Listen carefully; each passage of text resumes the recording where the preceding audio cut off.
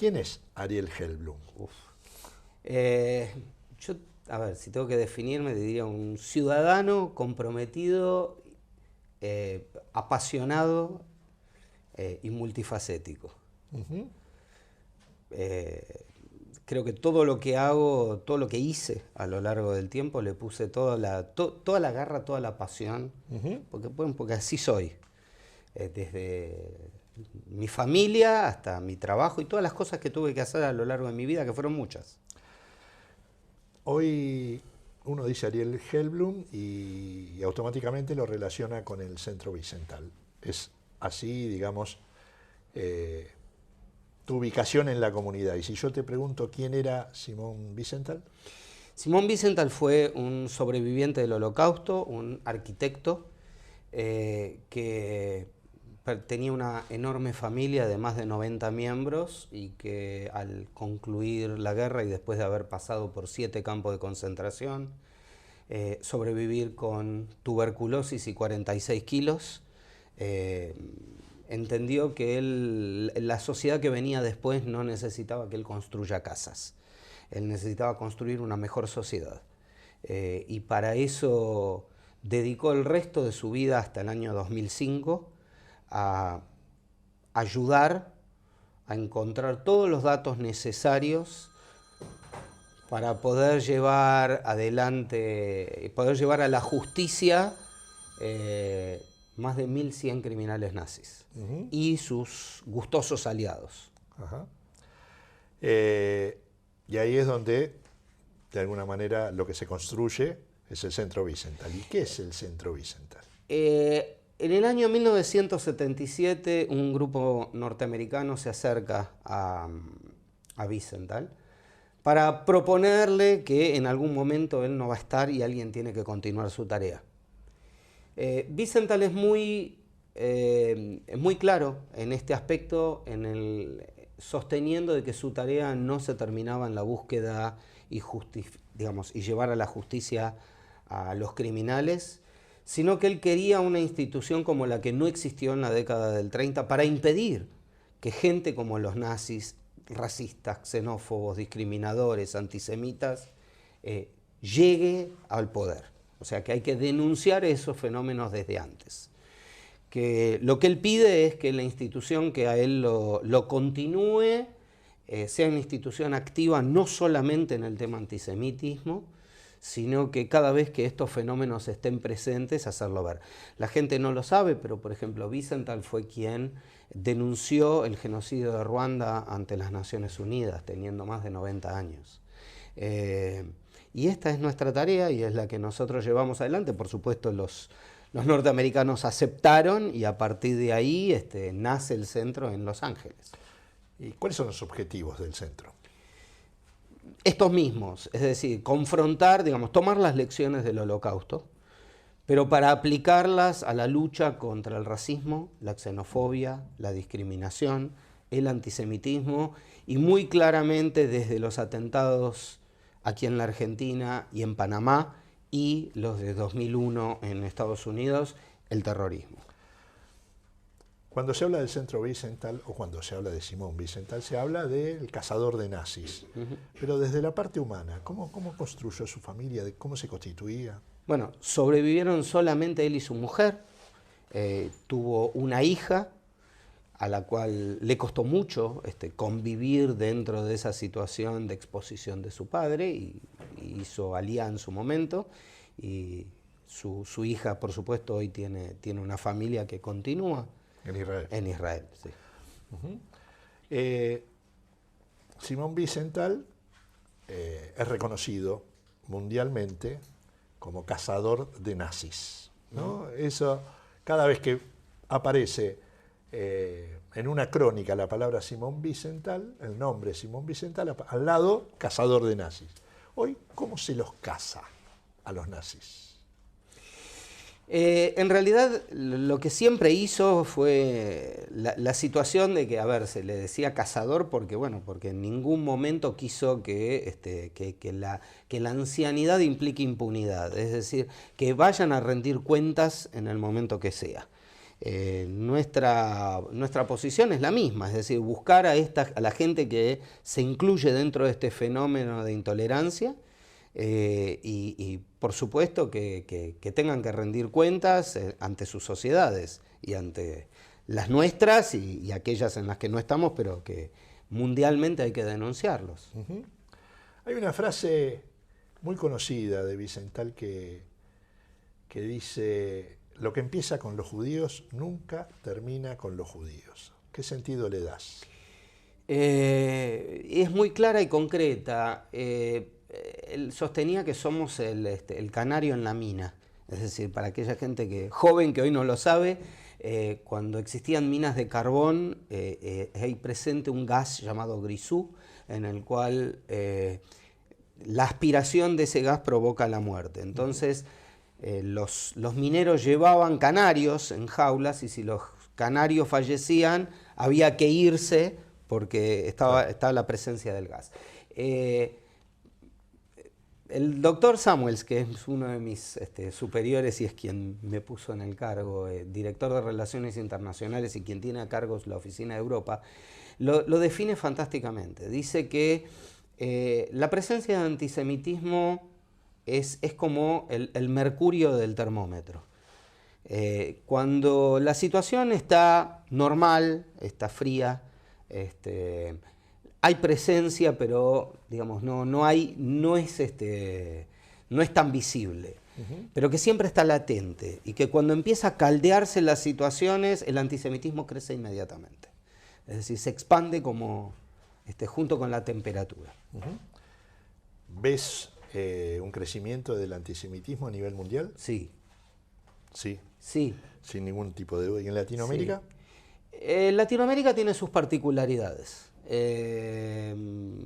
Hay lugares donde son altamente preocupantes y en otros lugares, si lo tenemos que comparar con otros lugares del mundo, no.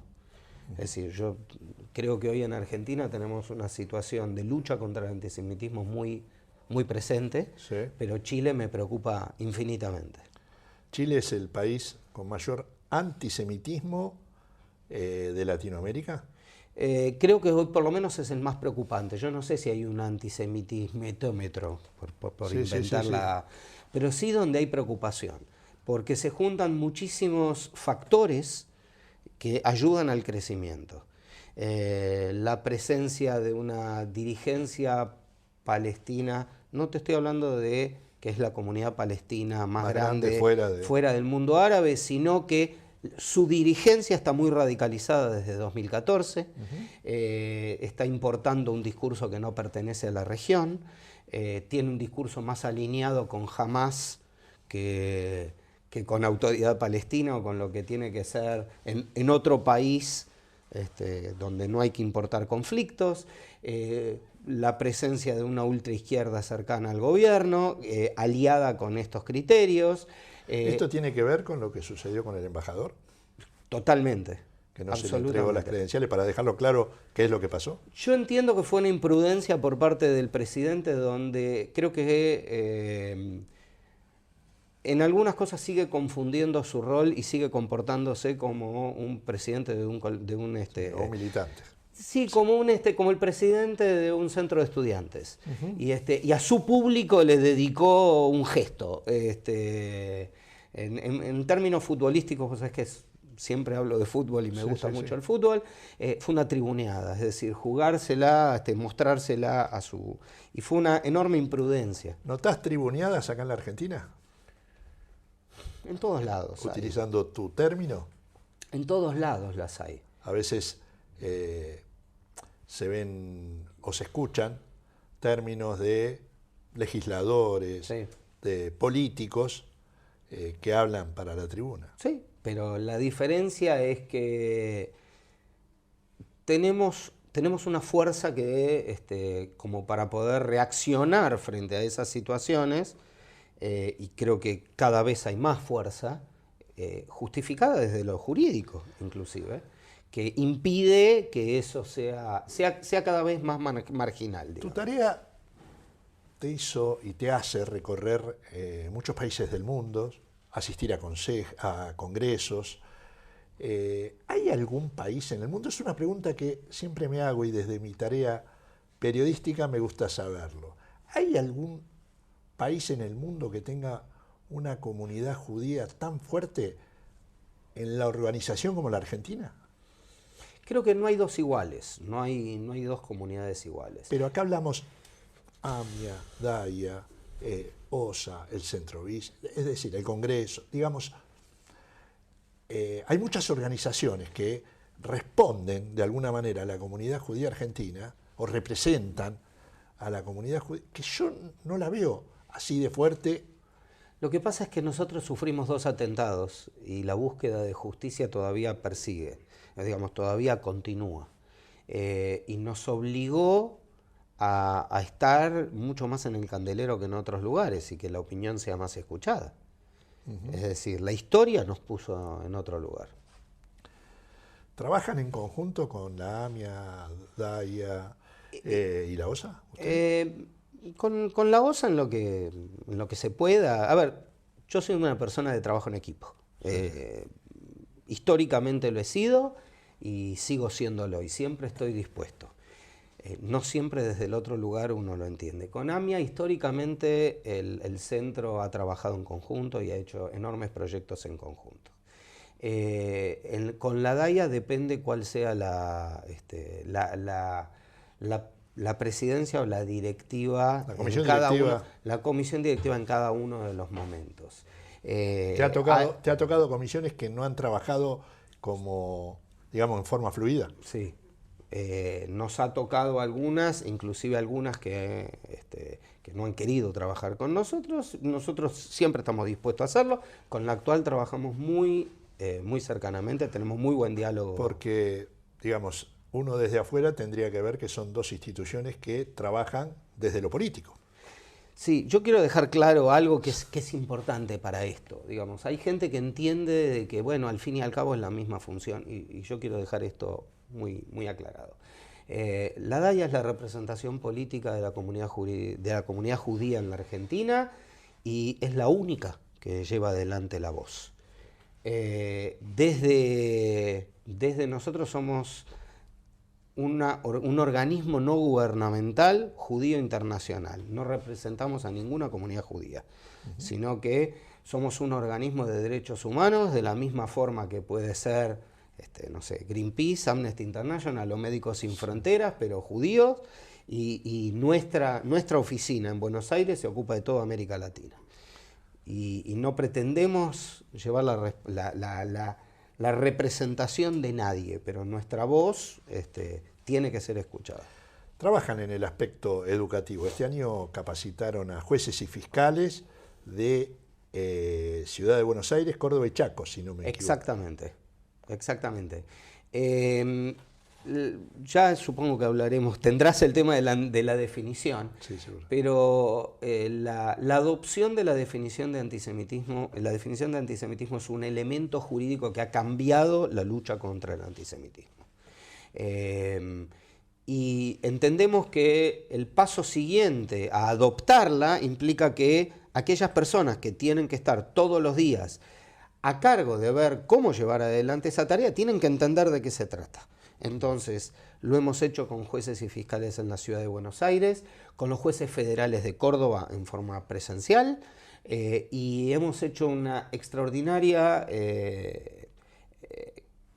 experiencia con el Poder Judicial de Chaco, que en 2 semanas consecutivas, más de 200 jueces fiscales empleados, pero para decirte que fueron desde 3 de los 5 jueces de la Corte, la defensora oficial, el procurador general y jueces camaristas, etcétera, presentes y preguntando sobre antisemitismo, sobre la definición y capacitándose. Ahora vamos a entrar en ese tema que me interesa muchísimo. Aparte son fundamentales ustedes en esto que...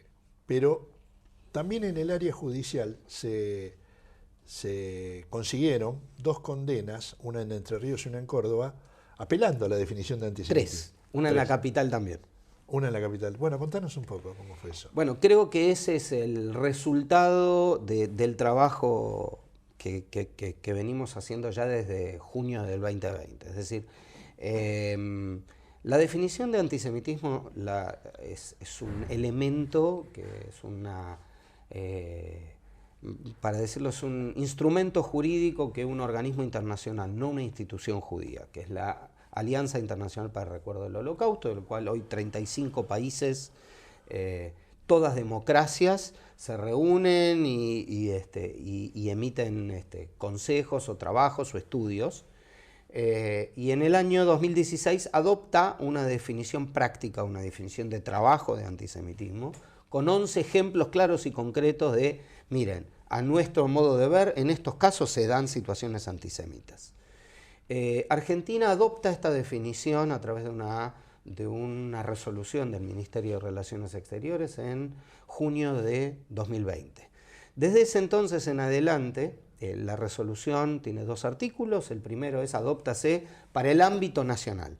Y la segunda es invítase a organismos públicos y privados de la nación a que continúen este camino. Nosotros entendíamos que si lo hubiese sido esto por ley, hubiese sido sencillo y no requería ningún otro trabajo. Pero dado de que es una resolución del Ministerio de Relaciones Exteriores, tomamos esta invitación y empezamos a golpear todas las puertas. A la fecha de hoy, 18 de los 24 distritos nacionales, 4 cortes provinciales, 13 universidades nacionales, la AFA, 7 equipos de la Liga Profesional, la comunidad Ahmadía musulmana argentina, Asiera, que es la comunidad evangélica, colegios de abogados, instituciones educativas, el Sindicato de Educadores de la Capital, etcétera, todos acompañan este reconocimiento. El conjunto de todos los rectores de las universidades públicas de la Nación ha hecho esto. Ahora, el segundo paso es, si adoptás la definición, que aunque diga que es jurídicamente no vinculante, medianamente la adoptás por algo, porque es tu forma de verte reflejado. El Consejo de la Magistratura de la Provincia de Buenos Aires tomó nuestras palabras y dice que, quiero explicárselo de forma fácil a la gente, que el hecho de la adopción torna objetiva una situación que hasta poco era subjetiva. Hasta ahora los jueces tenían que evaluar si alguien había tenido intención de ver, de discriminar, de hacer algo que pueda ser antisemita. Claro. Hoy nosotros es mucho más fácil. Si dentro de los ejemplos de la definición se encuentra presente lo que la persona acusada hizo, es fácil, es un antisemita. Entonces de ahí es que nosotros insistimos tanto. Al principio éramos uno de los pocos que creíamos en este criterio. Y como vos decís, hemos logrado este año que en Paraná, Entre Ríos, a alguien se utilice como la referencia en el fallo judicial, sosteniendo que quien vandalizó una plaza sea considerada una situación antisemita. En la provincia de Córdoba, en la apelación a este profesor, que todos nos acordamos del caso, que dijo que no existen judíos pobres, que lo único que nos importa es el dinero, etc., fuera condenado justamente por la utilización de la definición. Y recientemente en la ciudad de Buenos Aires, Biondini, cuando sostuvo que el ex secretario de Salud Rubinstein y el entonces diputado Lipovetsky eran vivoracionistas, sea considerada una situación antisemita y que sea juzgado por eso. Ustedes fueron, como bien lo decís, los impulsores para uno de los impulsores. ¿Podés resumir qué es la definición? La definición está compuesta, digamos, este organismo hizo algo ¿Y cómo se llevó a cabo ese trabajo para ser uno de los impulsores? La realidad es así. La definición en 2016 la adopta la IRA, que es el organismo del cual Argentina es el único miembro pleno en América Latina. Y tiene 3 partes. Un enunciado que parece vago, donde refiere a que, bueno, que el antisemitismo es una percepción sobre los judíos, sobre el odio a los judíos, o aquellos que parecen judíos aunque no lo fuesen, pero que están pensando en los judíos cuando la llevan adelante. Pero a partir de ahí da una serie de recomendaciones y 11 ejemplos en los cuales deja claro y concretamente dónde estamos frente a una situación antisemita. Entonces, entendimos nosotros que este instrumento, lograr que se adopte o que se acepte en determinadas instituciones, medianamente los obliga. Cuando hice el enunciado, me olvidé que el Congreso de la Nación, a través de una resolución conjunta de los presidentes de ambas cámaras, adoptó la definición. Sí. Con lo cual, yo diría que casi todo el camino de la nación argentina está tomado. El desafío es que otros países también lo entiendan. Colombia lo hizo así. Y también el desafío es que los jueces lo apliquen. Bueno, es que desde que esto empieza a suceder, los jueces entienden de que es una referencia. Yo quiero explicarle a la gente claramente. Esto empezó en un camino cuando Argentina todavía no había adoptado la definición, pero sí la había votado en IRA. En el año 2019, frente a una situación de antisemitismo en la Universidad de Cuyo, nosotros hicimos la denuncia y la universidad resolvió abrir un sumario. Y cuando abren el sumario, el sumariante con muy buen criterio nos pregunta a nosotros por qué dicen que esta situación es antisemita. Entonces nosotros no hicimos otra cosa que mostrarle la definición y decirle que ambas situaciones que estábamos denunciando se encontraban dentro de esto y que Argentina había votado por esta definición y que es el referente internacional para poder entender cuándo estamos y cuándo no ante una situación de este tipo. Y el rector de la universidad entendió, sí, ok, vemos que esto es así, y así resolvió. O sea, fue un acto administrativo, pero fue el primer antecedente mundial en utilizar la definición para una condena. Cuando Argentina adoptó la definición, empezamos el camino de... Se me viene, mientras hablabas, se me viene a la cabeza, y más que vos sos futbolero, una frase de Julio Grondona, en algún momento que dijo, los judíos jamás pueden ser árbitros porque no les gusta trabajar. Entraría dentro de... Sí, vos fíjate que nosotros entendemos que la definición o la aplicación de la definición no sirve solamente para condenar, sino que para trabajar, para educar, para armar políticas, para que la gente reconozca cuando ha hecho un error y poder remediarlo. Esto sucedió en casos en universidades nacionales durante la pandemia.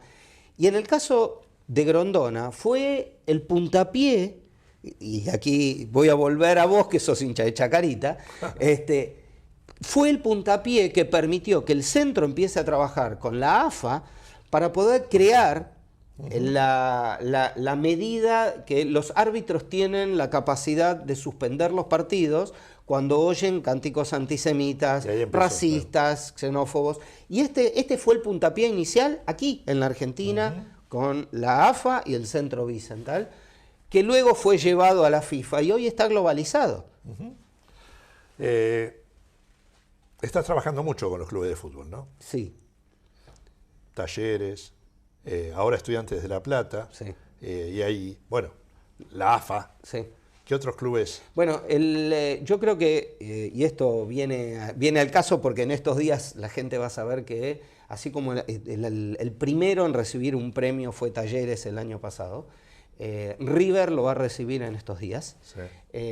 River no solo adoptó la definición de antisemitismo, sino que nosotros venimos trabajando hace mucho con ideas como esta de suspender los partidos cuando hay cánticos, sino que ha dado un paso más allá, sino empezar a trabajar, por ejemplo, en suspender o quitarle el abono a aquellos socios que realicen actos xenófobos, racistas o discriminadores en el estadio. Sí, claro. Empezar a trabajar con las divisiones inferiores, empezar a dar educación, ocuparse de que en las cercanías del estadio no haya pintadas racistas o xenófobas. Y River asumió este criterio, con lo cual no nos parece otra idea que darle un premio a esto. Perfecto. Vamos a estar trabajando con los chicos de Defensa y Justicia para enseñarles que no solamente desde afuera, desde el estadio, digamos, desde las tribunas, se puede trabajar contra el racismo, sino que desde adentro del estadio también se puede.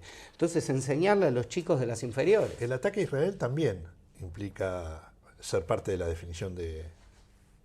Acá quiero ser claro, es decir, hay gente que saca pecho y dice, el antisionismo es...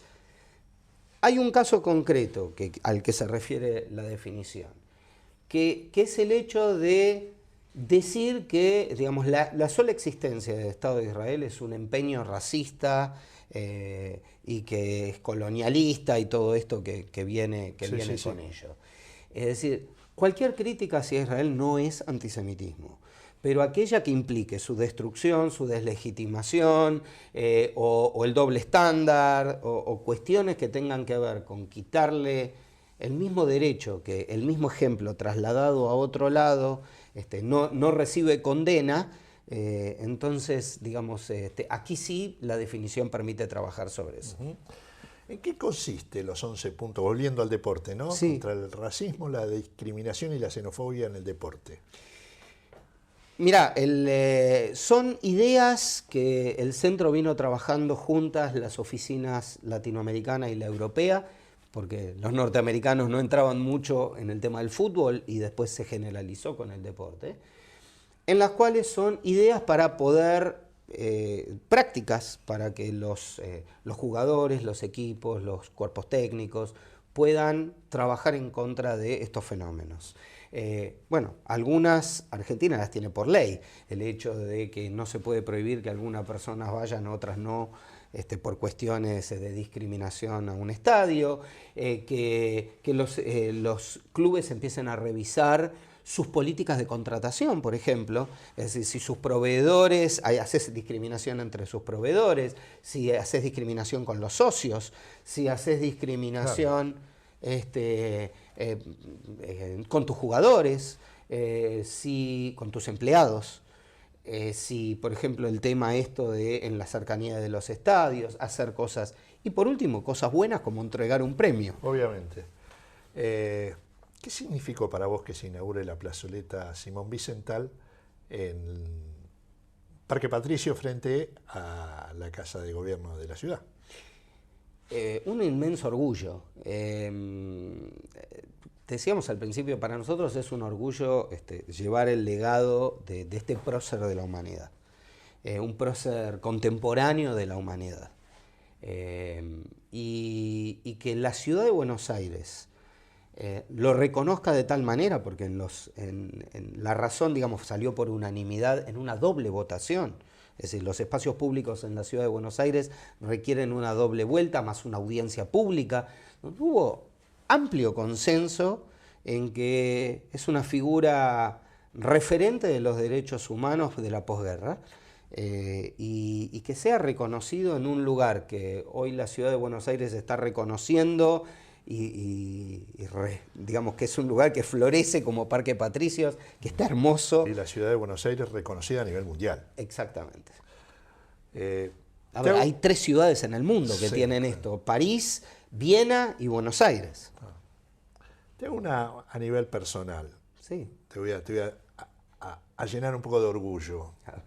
A ver. ¿Qué significó o qué significa para vos que te hayan nombrado integrante del cuerpo de asesores del comisionado de la OEA para el monitoreo del antisemitismo? ¿Lo dije bien? Sí, tal ¿Es cual. así? Y me imagino que debe ser importante en lo personal, ¿no? Mira, es un reconocimiento y es una invitación a trabajar más. Nosotros con la OEA venimos trabajando desde antes que se creara el cargo de Fernando Lottenberg, que hoy tiene Fernando Lottenberg. Y entre otras cosas la OEA reconoció nuestro trabajo con el deporte y lo auspicia, y al adoptar la definición, la OEA emitió un documento conjunto con el Centro Wiesenthal instando a todos los demás países a que así lo hagan, los países de la región. Sí, sí.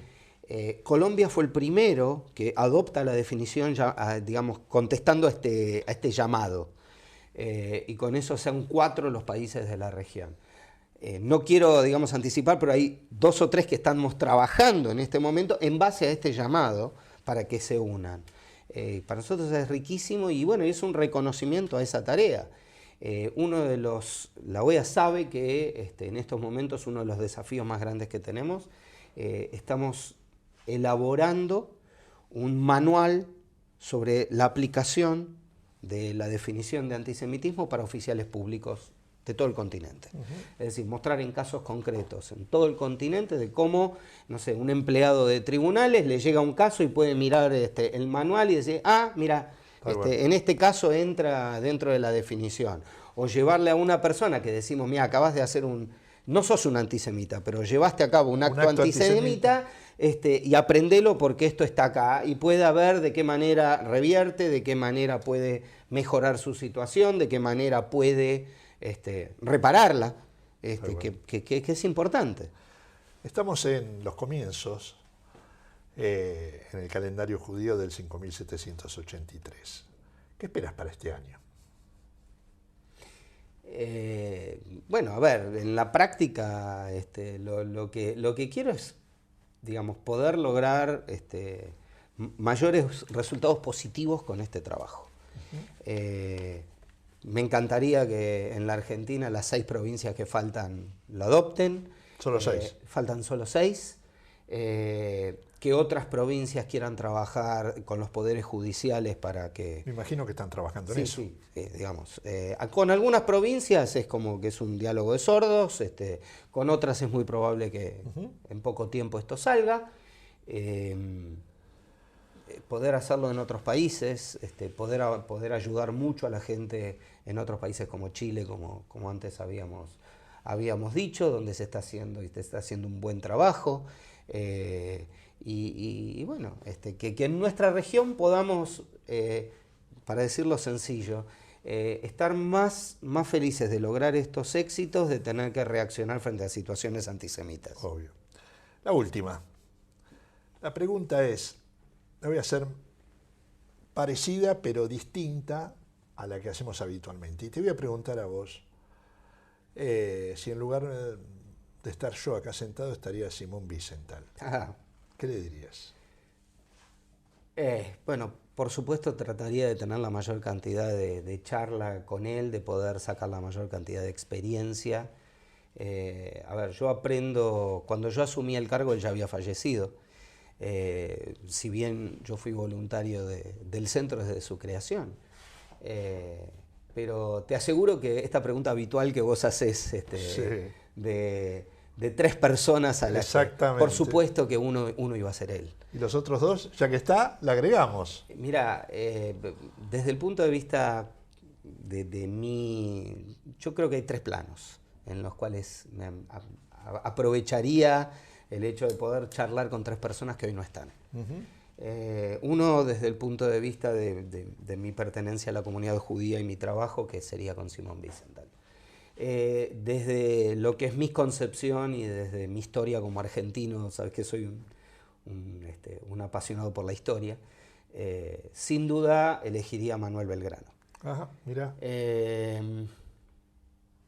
A ver, un tipo que en su vida era abogado comercialista, como lo fui yo, que llegado un momento de su vida tuvo que tomar otra... la vida lo puso en otro lugar y que cuando el derecho no solamente alcanzaba y había que tomar medidas más drásticas porque el país y porque el destino lo requería, lo hubiese hecho.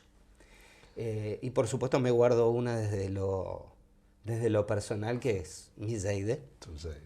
El papá de mi mamá. Ajá. Por alguna razón que, no sé, que desconozco, cuando él falleció yo tenía 8 años. Y siento una identificación enorme con él. Ajá. Vaya a saber por qué. Bueno, los genes. Pero por supuesto que me encantaría contarle todo lo que ha sucedido desde entonces y mostrarle la persona en la que me he convertido, digamos. Ajá. Muy bueno. Ariel, fantástico. Te agradezco. Realmente con mucho contenido, como imaginábamos que iba a ser, y clarificador para mucha gente que sabe, conoce el nombre del centro Simón Wiesenthal, para Latinoamérica en este caso, pero hoy lo pudimos desarrollar. Así que gracias. No, gracias a ustedes, primero por darnos esta posibilidad de que la gente conozca un poco más de nuestra tarea. Y bueno, acá estamos.